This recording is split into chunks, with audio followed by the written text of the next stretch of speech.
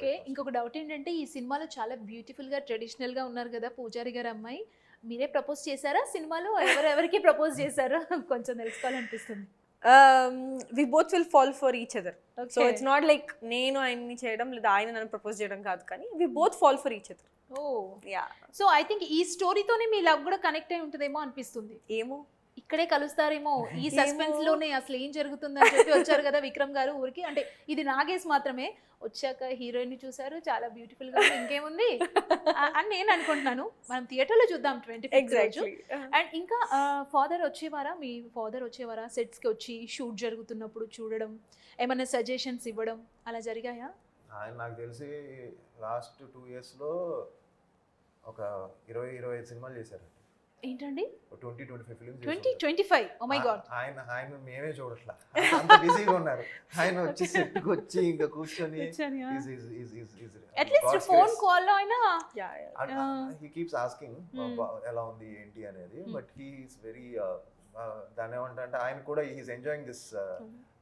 ఆయన సినిమాల్లో ఆయన బాగా ఎంజాయ్ చేస్తున్నారు, రోల్స్ గీల్స్ అన్నీ కూడా. But he keeps checking out. ఇప్పుడు కూడా ఆయన ఏంటి, ఏం జరుగుతుంది, ఎలా జరుగుతుంది ప్రమోషన్స్ అని హీ కీప్స్ ఆస్కింగ్. సో 100% ఆయన సపోర్ట్ ఎప్పుడూ ఉంటుంది, ఎప్పుడు 200% is always there for us. And ఏది ఇప్పుడు ఏదన్నా కావాలన్నా కూడా, ఇప్పుడు అమలాపురంలో పర్మిషన్స్ కావాలన్నా, లేదంటే అక్కడ లొకేషన్లో హోటల్, మేము ఉండే హోటల్ కూడా ఎవ్రీథింగ్ ఆయన సజెస్ట్ చేసి కొంచెం కొన్ని ఆయన ఇది కూడా తీసుకుంటాను.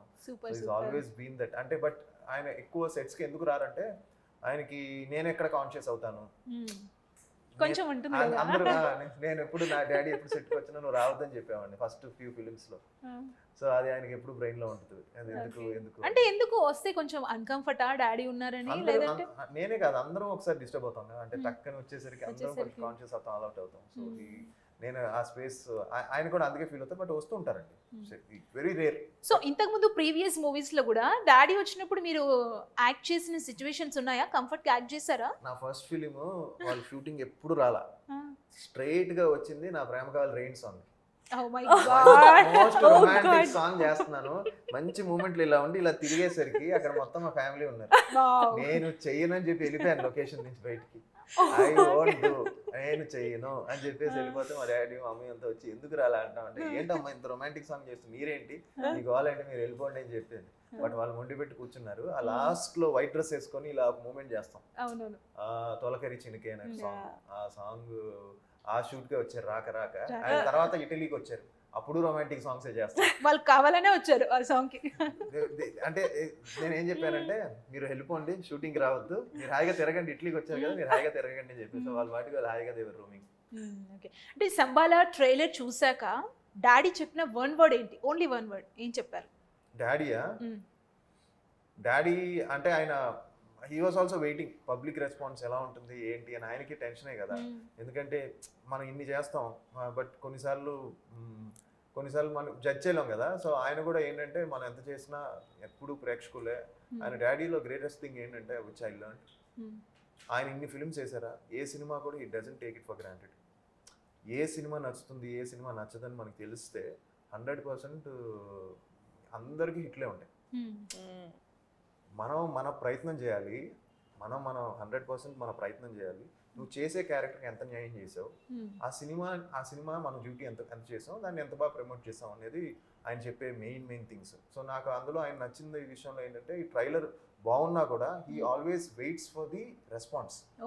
ఆ రెస్పాన్స్ వస్తే ఆయనే మళ్ళీ రివర్స్ లో స్మాల్ కిడ్ లాగా చాలా బాగుంది అది ఇదండి. సో ముందే ఆయన సూపర్ అని ఎప్పుడు పొగిడింది లేదు. ఈవెన్ ప్రేమ కావాలి కూడా I face the same thing.